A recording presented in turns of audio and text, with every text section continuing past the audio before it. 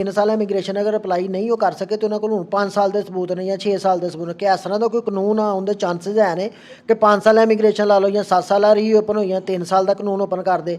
ਮੌਜੂਦਾ ਕੀ ਹਾਲਾਤ ਨੇ ਯਾਨੀ ਮਿਨਿਸਟਰੀ ਦੇ ਬਾਰੇ ਜਾਂ ਹਕੂਮਤ ਦੇ ਬਾਰੇ? ਸੋਚ ਵੀ ਨਹੀਂ ਸਕਦੇ ਕਿ ਨਵੀਂ ਇਮੀਗ੍ਰੇਸ਼ਨ ਜ਼ੀਰੋ ਤੋਂ ਖੁੱਲ੍ਹ ਜਾਵੇ, ਸੋਚ ਵੀ ਨਹੀਂ ਸਕਦੇ।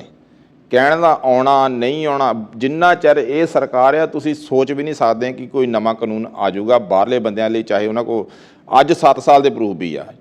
ਕੋਈ ਕਾਨੂੰਨ ਨਹੀਂ ਹੈਗਾ, ਕੋਈ ਆਉਣਾ ਕਾਨੂੰਨ ਨਹੀਂ ਹੈਗਾ। ਕਿਸੇ ਦੀਆਂ ਗਲਤ ਗੱਲਾਂ ਵਿੱਚ ਤੁਸੀਂ ਨਾ ਆਓ, ਕੋਈ ਆਸ ਨਾ ਰੱਖੋ, ਕੋਈ ਕਾਨੂੰਨ ਨਹੀਂ ਹੈਗਾ।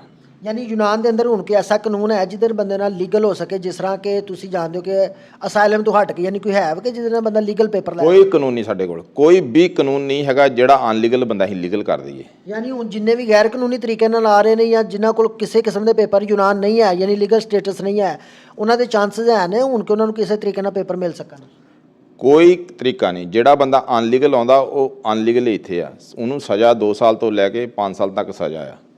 ਕੋਈ ਉਹ ਅੱਜ ਵੀ ਮਿਨਿਸਟਰ ਕਹਿੰਦਾ ਅੱਜ ਵੀ ਅਨਲੀਗਲ ਹੈ ਤੇ ਆਉਣ ਵਾਲੇ 10 ਸਾਲਾਂ ਨੂੰ ਵੀ ਅਨਲੀਗਲ ਹੀ ਆ।